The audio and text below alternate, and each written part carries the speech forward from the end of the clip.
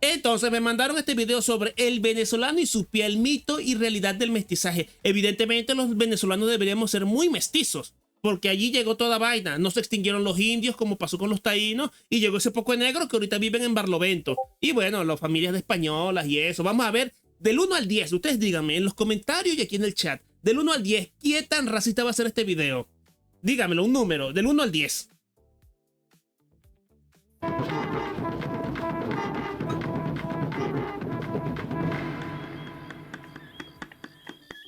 Epa, Juan, ¿pero qué pasó? ¿Se te metió un negro?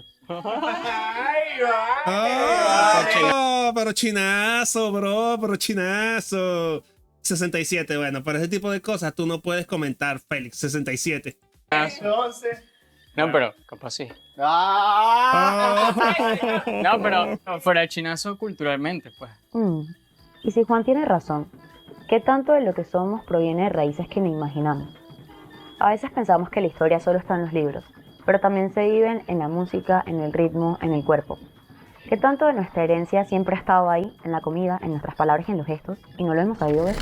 Bueno, pero que eso también es una pregunta pelotuda, evidentemente. El plato típico navideño es la yaca, que es un platillo que inventaron los indios.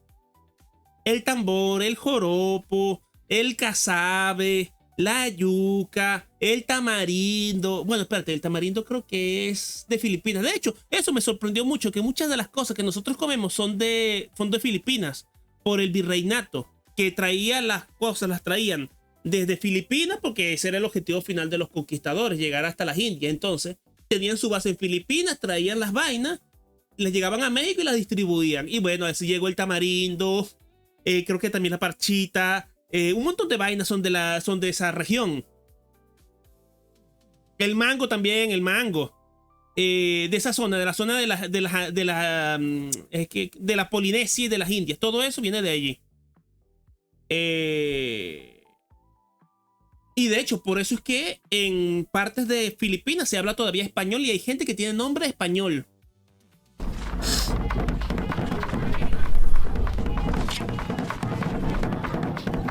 ¿Qué significa chinazo? Es cuando tú dices algo muy gay sin darte cuenta, como lo que dijo el pana. Se te metió el negro y tú dices, ¡ay! ¿Cómo que se te metió un negro? O cuando tú dices, eso me lo dijeron, me lo echaron ese cuento. Me echaron ese cuento una vez. Que en Venezuela se come la hamburguesa, le ponen huevo frito encima. Entonces están dos panas hablando y uno le dice, dame la hamburguesa pero sin huevo.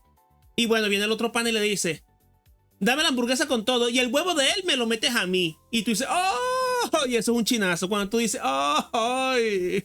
Eso. Cuando alguien dice algo muy gay sin darse cuenta. Aunque todos habitamos el mismo mundo, no todos lo experimentamos igual. Nuestros rasgos pueden influir en cómo somos tratados. Y esto es porque la identidad no solo se forma desde dentro, sino que se moldea según las miradas de los demás. Y cuando estas miradas están cargadas de prejuicios, la identidad se puede volver un terreno de lucha.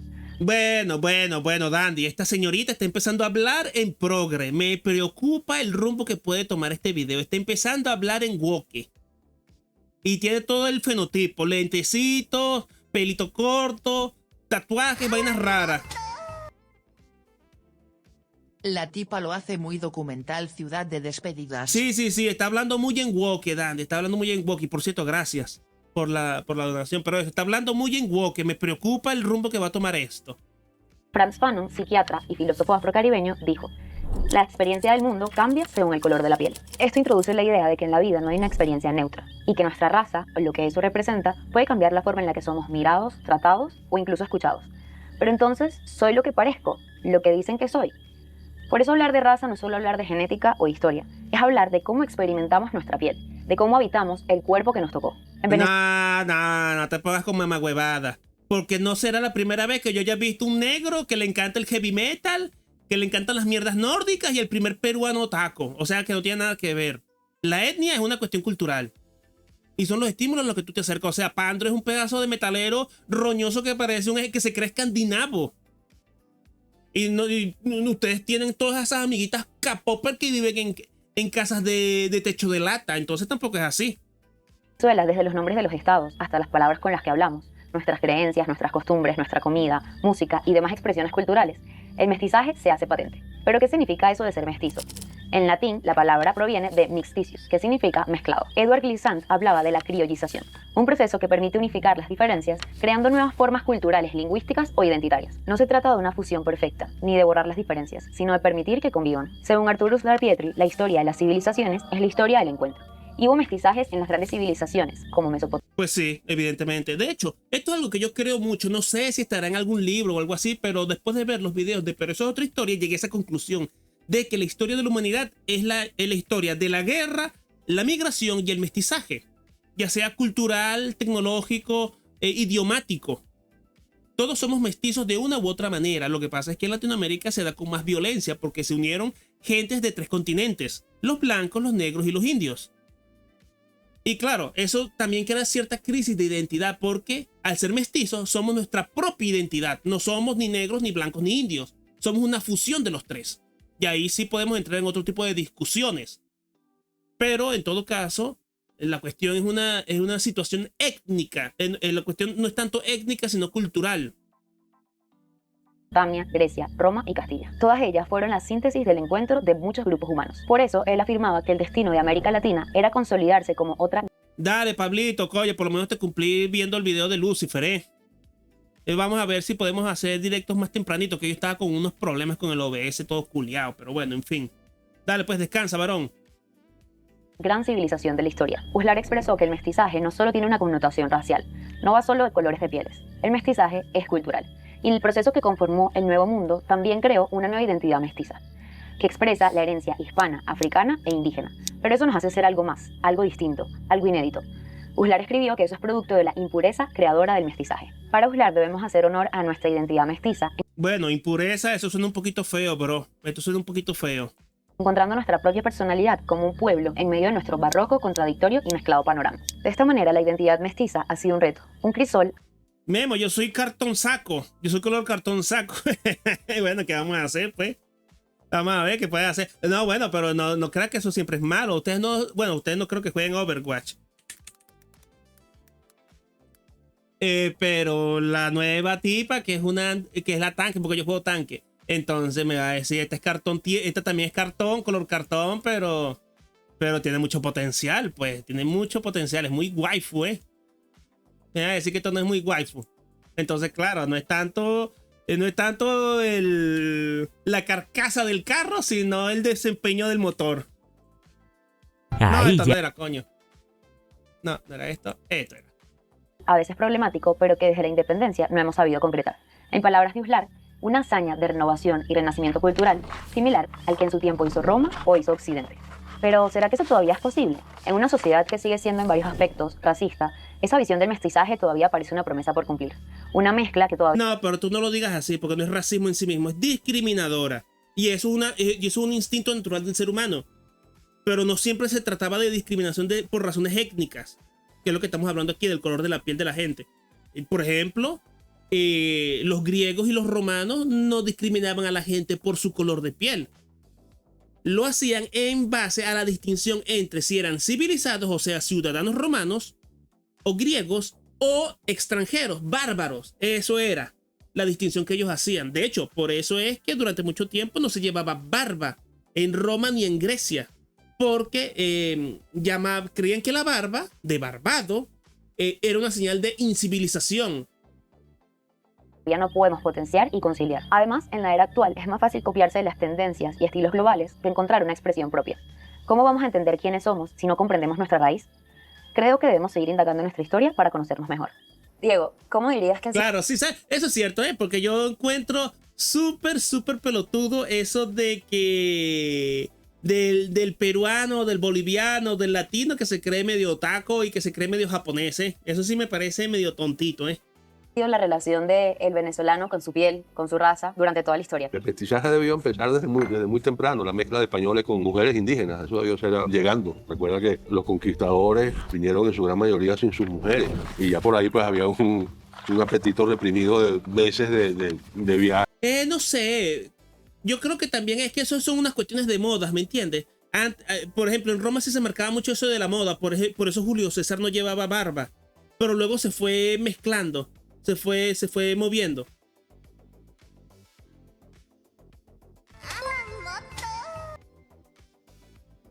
En el verso que estoy creando la civilización principal es ponele la de Frieren, pero si los humanos le hubieran hecho la de conquistador español a los demonios estatua Moai.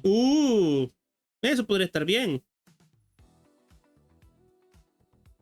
Bueno, sí, bueno, tienes ahí un punto, José, porque en Japón, porque Perú tuvo mucha migración japonesa, así que bueno, ellos sí tienen derecho a ser un poquito otakus. Pero por eso, un negro que se pone un cosplay de Inuyasha me parece fuera de lugar, o cosas así por el estilo, ¿me entiendes? Y luego, bueno, hábitos de vestimenta de las indígenas venezolanas no eran precisamente muy pudoroso, que diríamos hoy, ¿no? Y desde ahí empieza el mestizaje venezolano, que al principio fue solo entre españoles e indígenas, y luego, bueno, con la llegada de la población africana, eso se mezcla, se complica, las esclavitudes pues estaban sujetas a la voluntad de los amos, y probablemente allí hubo mucho cruce de blancos propietarios con esclavas. Pero contemporáneamente yo me apego mucho a una metáfora que popularizó Andrés Eloy Blanco, la metáfora del café con leche. Decía Andrés Eloy que los venezolanos somos todos café con leche, uno con un poquito más de leche y uno con un poquito más de café. En los extremos están poblaciones pura sangre africana y posiblemente sectores de la población puramente blancos, aunque esa gradación racial seguramente. Yo quería hacer el cosplay de Butler, bueno, pero el tipo tiene el pelo rojo candela, así que bueno, y siendo japonés, así que bueno, da igual. Y además solo lleva un traje. Se dio lugar a formas muy sutiles de discriminación, ¿no? También hay que tener en cuenta que, y esto es importante como una característica venezolana, que aquí no hubo clivajes como con el tema indígena, como lo puede haber en Perú, en Bolivia, en Ecuador, donde el indígena y lo que llaman el ladino, el blanco, están separados realmente por unas barreras mucho más rígidas. Aquí no tuvimos ese problema porque los indígenas eran relativamente poco numerosos y además fueron exterminados, cosa que no ocurrió en esas. No te doy permiso, Friere. Tienes que hacer cosplay es de la skin vieja de Silvanas. Así, con el bikini metálico, todo eso. Eso es lo que tienes que hacer. En esas otras sociedades. Y tampoco tuvimos, como en el caso de Argentina, una inmigración masiva. En Argentina en un momento dado llegar 4 millones de inmigrantes, que eran el doble de la población que existía en Argentina. Llegaron inmigrantes italianos, españoles, portugueses por carretadas. Eso aquí no lo hubo. Aquí la inmigración primero fue proporcionalmente menor y luego se produjo mucho más tarde, ya en la década de 1950 en adelante. Esto que estoy diciendo de Argentina ocurre a principios del siglo XX. Bueno, esa es la época en donde Argentina era la segunda potencia del mundo. Porque tenemos que tomar en cuenta que la migración es un proceso natural que se da cuando la gente ve que hay en otras tierras mejores perspectivas de vida. Entonces, claro, la comunidad italiana, que no sé qué carajos estaba pasando en Italia en esa época, se migró de sus países y se fue a Estados Unidos y a Argentina. Entonces sí. Y claro, no fue mucho Venezuela, porque supongo que en esa época todavía no era el boom petrolero. Entonces tenemos esas características que permiten ni el clivaje indígena, no indígena, ni el masiva inmigración europea en un momento dado, concentrada en muy pocos años, hace que lo nuestro haya sido como mucho más gradual y haya dado lugar a esta gradación del café con leche al que me refería, ¿no? ¿Y esto cómo ha influido en la conformación de la identidad? Desde ese momento de la historia hasta la modernidad. Los venezolanos. No sé, pero me da rabia como la niña hace las preguntas. No sé. Y es demasiado. Uy, coño, es que ya estoy demasiado prejuicioso con estas vainas, Presumimos de ser un pueblo más igualitario que los demás. Sobre todo los venezolanos de estratos más elevados presumen que ellos son más igualitarios que las clases altas de otros países. Cosa que tiene algo de verdad, pero habría que preguntarle a uno de los ya, con razón, es que es progre, claro. Progre en Venezuela, coño, está complicada la cosa, Están en los estratos inferiores y ellos lo sienten así, ¿no? Pero sí, yo creo que Venezuela, el igualitarismo venezolano, que además un tema que no he mencionado, que son unas batidoras que intensifican todo lo que estaba hablando con la guerra de independencia y luego la guerra federal, con todas las pequeñas guerras que hubo entre medias, ¿no? Que fueron dos factores de mucha igualación. Entonces el igualitarismo venezolano es una realidad relativa, no hay que exagerar, pero comparativamente con otras sociedades latinoamericanas, yo creo que la sociedad venezolana tiende a ser más igualitaria en ese sentido, en relación a ese tema. El trato. Sí, no, el venezolano no es muy dado a esto de las grandes familias, los apellidos así todos perrones, No es como aquí. De hecho, en Chile, donde yo vivo ahorita, en Chile, sí pasa mucho eso, que hay cierto tipo de familias que son como de la élite. Que son de la élite y son familias como de abolengo casi. Y que algunas de ellas se pueden rastrear desde la independencia. Los Frey, los Montalva, los Matei. Cas no tanto, porque es el presidente ahorita, pero no, Cas no tanto. Piñera, pero porque Piñera tenía mucho dinero. Pero sí, hay muchas familias así como que tienen ese abolengo que no hay en Venezuela. Claro, también tienes que tomar en consideración que en Venezuela se creó mucha riqueza y mucho nuevo rico a partir del petróleo. Y es un fenómeno relativamente nuevo. Entonces no es tanto cuestión de la sangre y de la familia y de la pureza del no sé qué pingas locas, sino de la riqueza producida. Es una clase burguesa, no digámoslo así, no es de abolengo. Entre las distintas tonalidades de piel, ¿no? Y eso forma parte, hasta cierto punto, de nuestra identidad, ¿no? Yo sí creo que ese café con leche sí forma parte de nuestra manera de ser.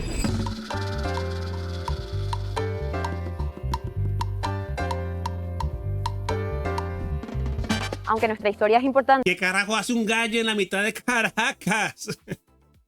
lo cierto es que no hay mejor manera de descubrir esa mezcla que nos hace únicos que preguntándole a la gente. Bueno, la verdad es que nos cansamos de la ciudad y nos venimos a hacer grounding. ¿Me puedes describir cómo Uy, hacer grounding.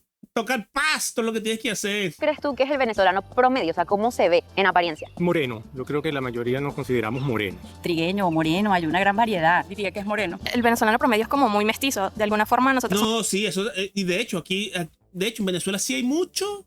Sí hay mucho, como digámoslo así, paridad étnica. Todos están muy mezclados, todo es muy mestizo. O eres muy negro o eres morenito. Es muy difícil encontrarte a alguien de ojos azules, un catire, imposible. De hecho, en Venezuela el catire ya ni siquiera es el tipo del pelo amarillo, es el tipo que es blanquito. Mi hermano le dicen catire porque es blanco leche. Pero tiene su pelo marrón. Exacto, pero aquí, por lo menos en Chile, tú das un paseíto y te encuentras aquí yo me encontré una cantidad de pelirrojos que no es normal. Pelirrojos, de ojos azules, de ojos verdes, eso. Eso sí hay mucho. Negro no hay casi. Bueno, excepto los haitianos. Y diría que los chilenos son blancos. Bueno, obviamente que son blancos, pero son blancos muy muy españoles. Hay muchos que parecen muy españoles. somos como una mezcla de las personas aborígenes que estaban acá, luego los españoles que vinieron, hemos tenido como varias olas migratorias. Entonces definitivamente ponerle una cara... No, obviamente que hay excepciones, pero lo que te digo es que es difícil encontrarlas. Pues. Es difícil encontrarlas.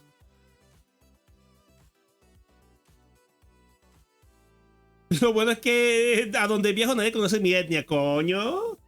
El venezolano para mí es difícil, pero sí, yo creo que somos mestizos. Bueno, tiene muchas variedades, ¿sí? Ahí desde tonos claros, tonos oscuros. Es una mezcla, hay negros con cabellos muy afro, y hay negros con su cabello muy liso. Pero si tú pareces que saliste de una choza ayer del Amazonas, pero... En mi caso yo lo tengo liso. O sea, hay personas blancas con ojos azules o morenos con ojos verdes. Esta mezcla de mestiza es única a nivel mundial. Tengo primos con ojos azules, morenos o verdes. ¿Y has crecido con algún sobrenombre en tu...? Coño, pero ¿sabes qué? Esa liga, porque eso tiene un nombre, no me acuerdo si es el sambo o el mulato. ¿Qué es eso? Un negro con los ojos azules o verdes. Esa mezcla es potente, ¿eh? Desde pequeña, algo así como la de cabello rulo, la morenita. A mí me dicen negrito. Te lo dice. Me lo dicen desde pequeño. En mis tiempos no era un apodo, era muy normal. Sí, definitivamente siempre morenita, cosas así. O de repente no te peinas y te dicen, bueno, te explotó el cabello. Por lo menos estudié con una persona de tez muy oscura y le decíamos el negro, pues. Es que es normal. No, no es una ofensa, pues. No, no, para nada. Nosotros nunca decimos que aquí hay bullying. Lo que nosotros decimos que es que hay chalequeo. ¿Alguna vez te ha ofendido? ¡Ay, chalequeo! ¿O No, lo ves como normal? No, más bien me recuerda a mi infancia. Ah, no, entonces no es sambo, es mulato, entonces.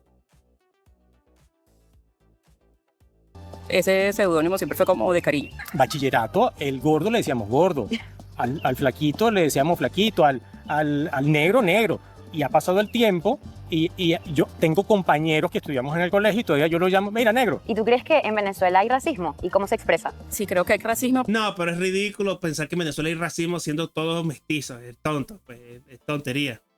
Aunque sí te debo decir que, bueno, es que hay zonas muy de negros, sí, hay zonas de negros, sí, ahí entra el prejuicio un poquito.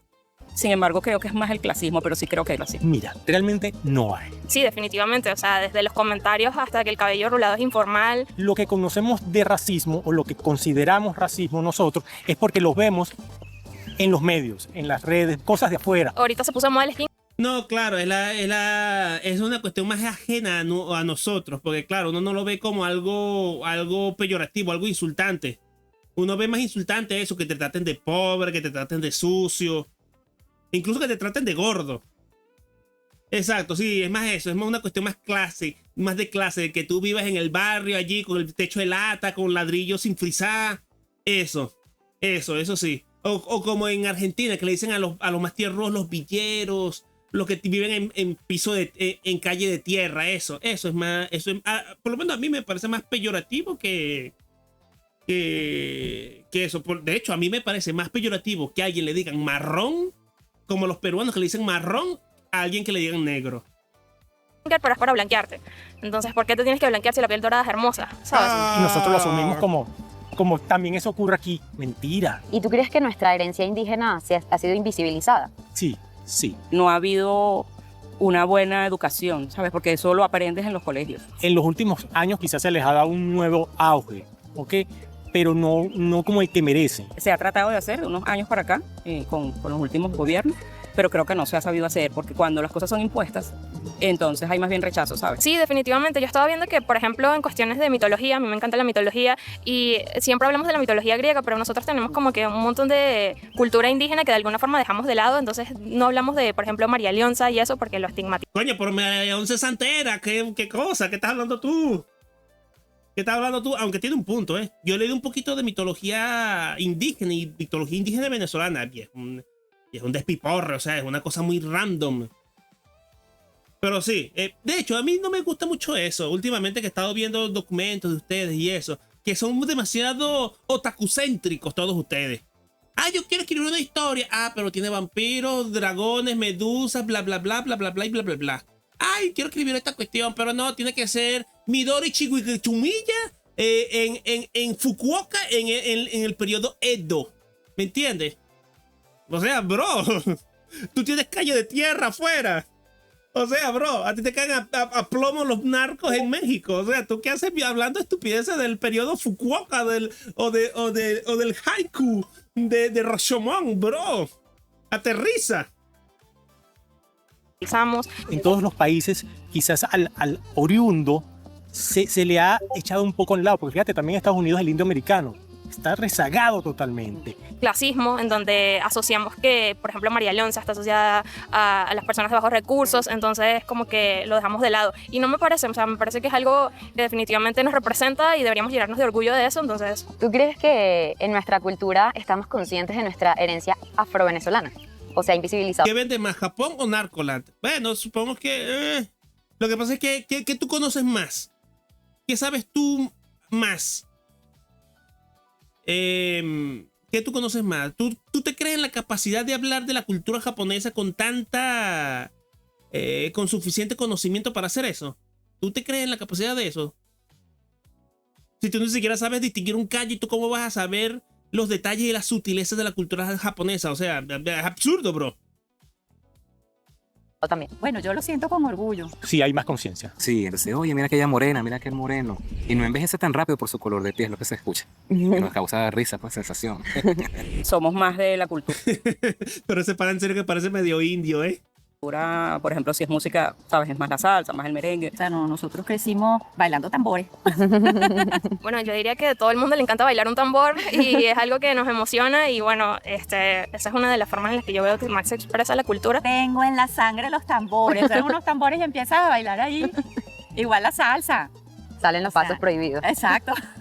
Pero sí, yo creo que día a día debemos... Otaku narcocultura. Lo que pasa es que tú... crees que la narcocultura siempre tiene que hablar o alegar en favor del narco, cuando no tiene que ser así. Ese es el problema, que la gente lo toma por el lado rápido, que es como la mafia o como el salvaje oeste. ¿Me entiendes?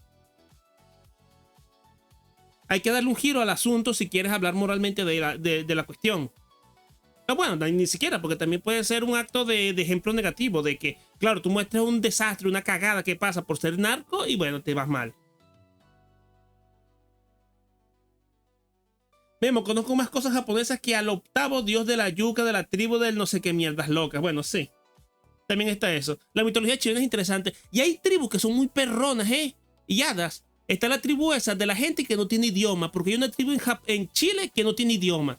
Y más o menos por la costa del Pacífico está la tribu esa también que agarra y le ponían las vendas y los trapos en la cabeza a los bebés para tener cabeza de alien. De la tribu esa de la calavera de cristal de Indiana Jones. Entonces eso, aquí también hay cosas que vale la pena rescatar. La historia de la conquista en sí misma es una historia epicardísima. 500 tipos que conquistaron países, imperios de miles de millones, de decenas de millones de personas.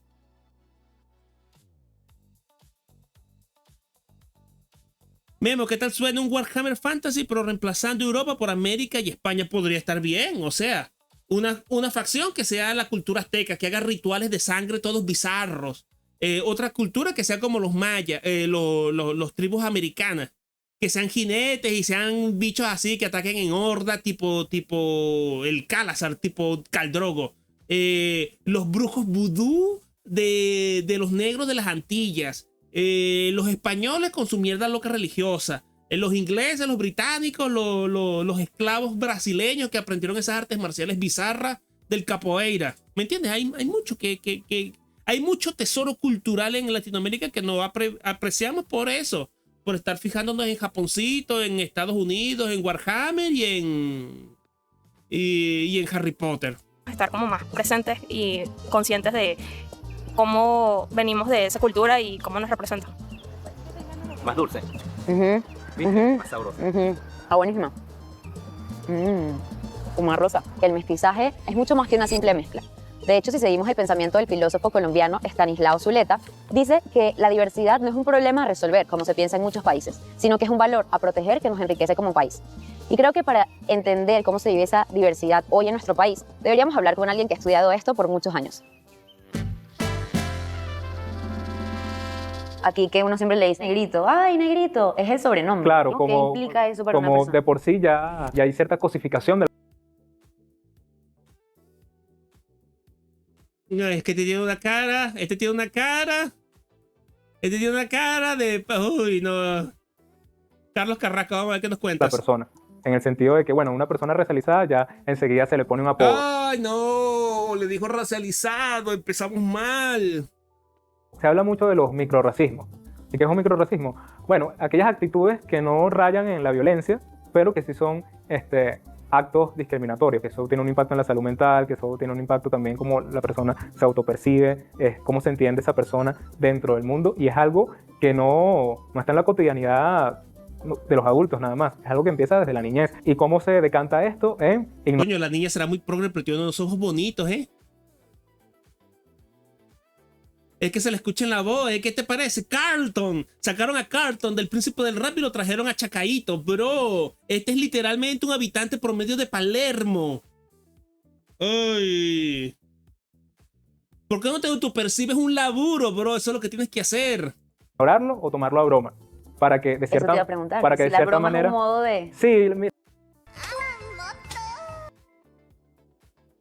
Pues yo en lo que te dije que creé antes son una mezcla de culturas de asiáticas y latinas porque estaba jugando Cyberpunk 2077 y me gustó la estética estatua Moai. Claro, es que la estética Cyberpunk podría estar muy bien, pero por eso yo creo que tienes que darle su girito. Porque claro, tú lo único que puedes hablar de forma genuina y real es de lo que conoces. Y por mucho que tú leas 25.000 mangas al día, tú no vas a conocer sin ser cierta la cultura japonesa. Y te lo digo yo, que estoy escribiendo una historia de la época Nobunaga. Lo tengo ahí en el tintero y no lo he terminado de hacer por eso mismo.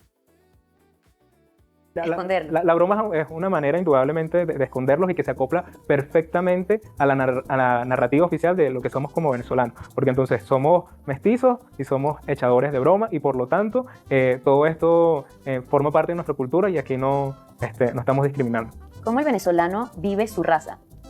¿Y cómo experimenta su piel en el día a día? Creo que el momento justamente de abordar el tema racial puede ser un poco complejo tanto desde el punto de vista histórico. Pero bro, es que tú ni siquiera eres un negro de verdad. Mírate esa nariz anglosajona que me llevas, bro. O sea, y ese afro cuidadito y perfectamente arreglado. O sea, bro, tú tampoco te hagas el más mandingo. como el punto de vista técnico. Empecemos con lo último. Desde el punto de vista técnico ya no se aborda el término raza, precisamente, se aborda más el término de etnia. Y desde el punto de vista histórico es, bueno, ¿qué raza somos los venezolanos? Claramente hay un discurso, hay una narrativa que hemos tenido desde el inicio de la construcción del país, que ha sido que somos una sociedad mestiza y por lo tanto estamos compuestas por distintas etnicidades. Hay una tendencia que no es solo de Venezuela, sino de Latinoamérica en general, a simplificar lo que significa nuestra identidad cuando lo abordamos desde el punto de vista de la etnia. Obviamente que también hay un discurso oficial que por un lado te dice, ok, somos una sociedad mestiza, pero por el otro lado valora mucho más la tradición o la herencia europea en comparación a la tradición o la herencia indígena o africana. Entonces, eso es mentira, eso es mentira, eso es mentira, eso es mentira. ¿Qué es lo más apreciado en Venezuela? La salsa, el merengue, la bachata, el tambor. Todo eso, bueno, podría tener un paso porque eso es cultura caribeña y que surgió en Nueva York, pero sigue siendo música latinoamericana. El reggaetón también es música latinoamericana. ¿Cuál es el plato étnico de Venezuela, el más importante? La arepa. Un invento indígena. El casabe también. La yaca también es un plato indígena. En todo caso, lo que no hay es tanta cocina negra de esclavo, traída de África, como si la hay, por ejemplo, en Estados Unidos. En el sur de Estados Unidos existe la cocina criolé, que es la cocina de los esclavos negros. Ellos inventaron sus propias vainas. ¿Qué pasó, Fod? ¿Cómo estamos? Entonces tú no me vengas con mamagüevadas. Que se aprecie ciertamente la cultura blanca, eso ya es otra cuestión, casi que académica incluso. Pero en el día a día no es así. Ahí hay una paradoja y que lamentablemente en nuestra sociedad no hemos terminado de abordar. ¿Cómo crees que esa percepción tanto de lo indígena, lo europeo y el mestizaje ha influido en nuestro ser venezolanos, en nuestra identidad racial? Justamente yo diría que sobre todo en el siglo XIX, especialmente con la presidencia de Guzmán Blanco, se empieza a formar de manera explícita y desde el Estado, no por algo que fue evolucionando socialmente de manera espontánea, sino desde el Estado, la creación de una identidad nacional alrededor de lo que significa ser venezolano. No obstante, empezando el siglo XX, tanto desde el Estado como desde los pequeños partidos políticos que empezaban a formarse, sí empezó una reflexión sobre lo que era la identidad del venezolano. Y si bien no es lo mismo una persona que sea del occidente del país, del estado Zulia, del estado Falcón, a una persona que sea del oriente, de Sucre o del estado Bolívar, a una persona que sea del llano, del estado Barinas o del estado Portuguesa, indudablemente que hubo un prototipo o hubo una imagen que se tomó para que fuese la identidad que nos representara a todos como venezolanos. Y eso, bueno, pasó justamente con el prototipo de lo que uno entiende como una persona del llano. O sea, esa imagen del llanero es lo que nos identifica a todos como país. Fue lo que el discurso oficial quiso implementar. Y de cierta manera, a nivel cultural, se posicionó. Memo, en Venezuela no hay pueblos fundados por cimarrones. Quizás su gastronomía sea más africana. No, es que está metida, lo que pasa es que la gastronomía africana está metida dentro de la comida venezolana, ¿me entiendes? El pabellón criollo, el asado negro, la yaca misma, que es de hecho, la historia de la yaca es muy aleccionadora de la fundición social que teníamos en Venezuela. La yaca es un tamal que tiene diferentes ingredientes que van sobrando de la cocina y era lo que se podían permitir los indios y los esclavos cocinar para celebrar las fiestas. Entonces, claro, ¿qué es lo que pasa? Que la gente, que los amos de las plantaciones se dieron cuenta de que esa vaina era muy rica, pues. Y empezaron a comerlo ellos también. Entonces, ves, hay como una simbiosis más fuerte. No es como en Estados Unidos que todo está más segregado. Todo está más marcada la línea de separación. Los blancos son los blancos y hacen sus vainas de blancos. Los negros hacen sus vainas de negros. Los indios están metidos en sus reservaciones. Y los italianos son italianos, pero bueno, pueden entrar con los blancos. ¿Me entiendes? Entonces no hay algo así como comida criolé venezolana. Que es algo muy propio, algo muy, muy particular. Como el gumbo. ¿Cómo que se llama la otra vaina esta? El cayún. No existe nada como eso. De tal forma que dentro del imaginario de las personas se entendiera que un llanero o que la cultura llanera era lo representativo del venezolano. Y te doy 2 ejemplos concretos de cómo eso permeó en nuestra sociedad. 1. El libro por excelencia del siglo XX que representa la evolución de la sociedad venezolana es Doña Bárbara. ¿Dónde se desarrolla? No, bueno, pero eso es al revés. Doña Bárbara fue el que convirtió a la identidad nacional venezolana en la llanera. Cosa curiosa porque Rómulo Gallego jamás vivió en el llano. Doña Bárbara? En el llano. 2. El prototipo de modelo del venezolano que estaba pasándola mal, para decirlo en términos coloquiales, durante el siglo XX, que era Juan Bimba. Y si uno puede ver alguna imagen de Juan Bimba o de las caricaturas de Juan Bimba, ¿qué te encuentras? Te encuentras con una persona traída del campo a la ciudad, normalmente de ese campo del llano, que está tratando de encontrar una modernidad. Eso bueno, pero también este tipo está fumando lumpias muy malandras. Porque aquí lo que está hablando es de una realidad social. Y una realidad social que incluso aparece en novelas como Casas Muertas de Otero Silva. Es el éxodo del campo a la ciudad. Porque la gente en Venezuela antes vivía en la ciudad, en el campo. Pero se mudó porque antes era la cultura del cacao y del café. Pero se mudaron a la ciudad con el auge petrolero para buscar mejores oportunidades de vida. Entonces, el tipo está fumando aquí unas pirinolas, está haciendo unas gimnasias mentales muy sádicas, Menos mal que es profesor universitario, porque sabe muchas más cosas que yo, ¿Representa a todo el conjunto de los venezolanos? No, para nada. ¿Esa diversidad tú crees que puede agruparse en una etiqueta? ¿Cómo percibe el venezolano su piel? ¿Blanco, negro, amarillo?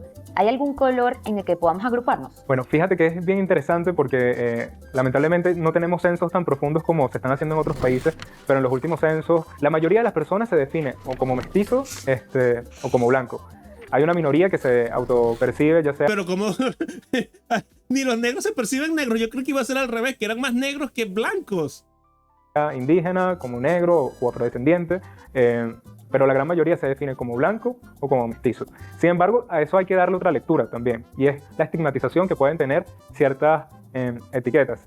Y por ejemplo, la estigmatización de autopercibirse como afrodescendiente o como indígena conlleva una serie de patrones o una serie de desigualdades que, bueno, ninguna persona quiere llevar esa mochila consigo. Por lo tanto, mientras pueda alejarse de aquellas etiquetas que de cierta manera lo posicionen en una situación de vulnerabilidad, lo va a hacer. Obviamente hay un tema. También los mexicanos y peruanos se definen como blancos. Los peruanos se definen como blancos. No jodas. Sí, me recuerda que existen los andinos, pero yo no creo que los gochos sean el 50% de la población de Venezuela, bro. Bueno, los hijos de españoles también se considerarán blancos. Y los hijos de portugueses. Pero un poquito tomado por los pelos eso. Eso sí es medio bizarro, eso es medio raro. Pero bueno, todavía el mestizo sigue siendo el grupo étnico mayoritario. Tema étnico, hay un tema del color de la piel que es innegable, pero mientras no tengamos la capacidad, primero, de construir otra narrativa donde autoidentificarte como una persona no blanca no implique discriminación hacia ti, y por otro lado no tengamos la capacidad técnica para profundizar aquello, lamentablemente... Pero es que esto no es una cuestión de percibirte, bro. Es que tú literalmente eres color piedra, tú eres color cartón, tú eres color juguito de caraota, hermano, cálmate. Todavía vamos a tener datos muy superficiales. ¿Y esa discriminación de la que hablas realmente existe en Venezuela? ¿O ha sido un modo en el que con el discurso del mestizaje hemos blanqueado esa descendencia étnica? Sí, bueno, hay una frase muy típica, todos somos un café con leche, pero hay algunos más café y hay algunos más con leche. Empieza... No, eso es mentira. La frase es, todos tenemos el negro detrás de la oreja. Esa sí es una frase muy venezolana. Todos tenemos el negro detrás de la oreja. Empezar esas diferencias. ¿Y cómo lo vemos? Bueno, lo vemos cuando subdividimos la sociedad en sus áreas. ¿Dónde están las personas racializadas? Es decir, aquellas personas que no forman parte del estereotipo hegemónico, que en este caso puede ser una persona blanca. ¿Dónde están esas personas indígenas? ¿Dónde están esas personas negras, afrodescendientes? Pero el punto máximo donde tú puedes notar que existe una diferencia étnica en Venezuela, así como también existe en otros países, es cuando tocamos el tema económico, cuando tocamos el tema de la distribución económica, donde se concentran los grandes capitales del país de hoy y de ayer. ¿Qué tipo de etnicidad tienen esas personas que ostentan? ¿Y vos cuántas mis universos tenés? Bueno, ahí te jodes. No, pero este tipo...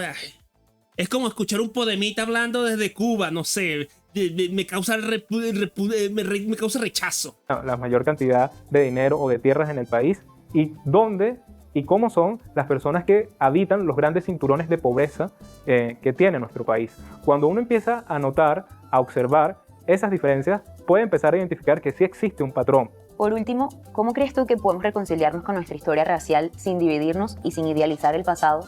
¿Y cómo podemos enseñar y educar a nuestras nuevas generaciones para que este tema sea de verdadera inclusión? Este tipo de discusiones lamentablemente todavía siguen siendo muy de nicho, siguen siendo parte como de un público muy académico, muy activista en el... Muy de progre, rancio y apestoso como tú. Muy de rancio. O sea, tú lo único que tienes de negro es el color de la piel, bro. Calma las tetas. Bueno, y el pelo. Área étnico-racial, y esto hay que llevarlo a los grandes debates en el sector empresarial, en el sector político, en el sector social, que esto sea un tema que se aborde de manera transversal en la sociedad venezolana. Segundo, es importante rescatar la memoria, porque esa es otra cosa. La memoria que hemos construido hasta el momento es una memoria muy parcializada, primero hacia una narrativa de discurso oficial muy de los próceres de la patria y muy presidencialista. Si tú quieres leer sobre la historia de Venezuela, normalmente lo que vas a leer es sobre los presidentes y sobre el proceso de independencia. Pero ¿cuál es la historia de la sociedad? Esa no la sabemos. No, ahí sí tiene un punto. Aquí el negrito sí tiene un punto, ¿eh? Yo, de hecho, yo quiero estudiar la época de la Guerra Federal, pero no encuentro nada. Ni en YouTube, ni tendría que hablar con historiadores para eso. Y claro, pero también hay que ser claros de que la historia se habla a través de sus grandes protagonistas. O sea, tú no vas a esperar que la historia de la independencia se cuente a través de un recogelata cualquiera. Como tú no puedes esperar que la historia de las cruzadas se hable sobre un musulmán random que estaba por allí cuando se estaban dando las peleas en Antioquía. O sea, eso también es un poquito pelotudez de tu parte. ¿Cómo fue la historia de esta sociedad de la que hoy se llama Venezuela? Y la reconstrucción de la memoria va por tener sitios de memoria como los tiene Brasil o como los tiene Perú, donde se puede hablar, en este caso, de bueno, cuál ha sido la historia y la memoria de las tribus indígenas, de los pueblos originarios en Venezuela, o cuál ha sido la historia de las personas esclavizadas y posteriormente de las personas racializadas en Venezuela. Afortunadamente, hay iniciativas que se han empezado a hacer desde la Universidad Católica Andrés Bello, desde fundaciones como REC Historia Venezuela, o desde la misma... Y para quienes no lo sepan, la Universidad Católica es la universidad de los palermitanos en Venezuela, es la universidad de los cuicos. De los perroflautistas.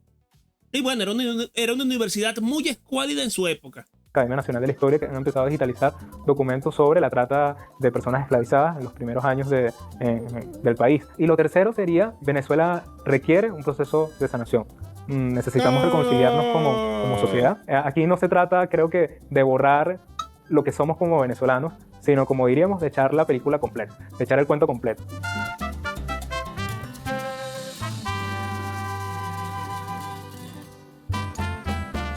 Lo cierto es que no somos ni blancos, ni indígenas, ni negros. Somos eso y mucho más.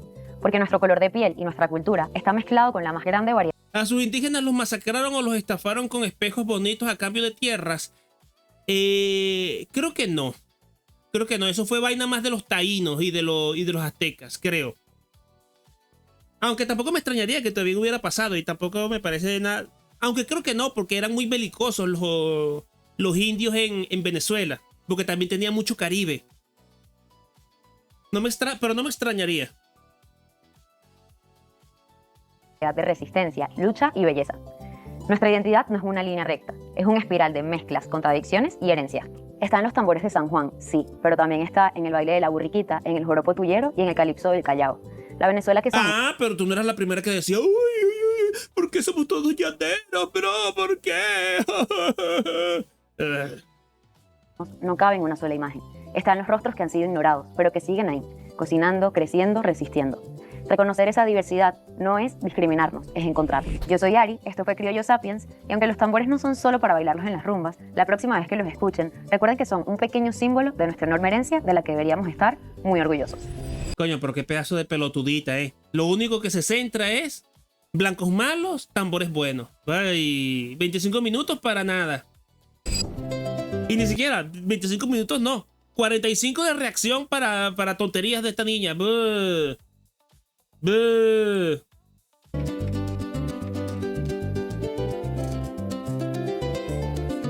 Y mira, toda esta gente para esto. Buh.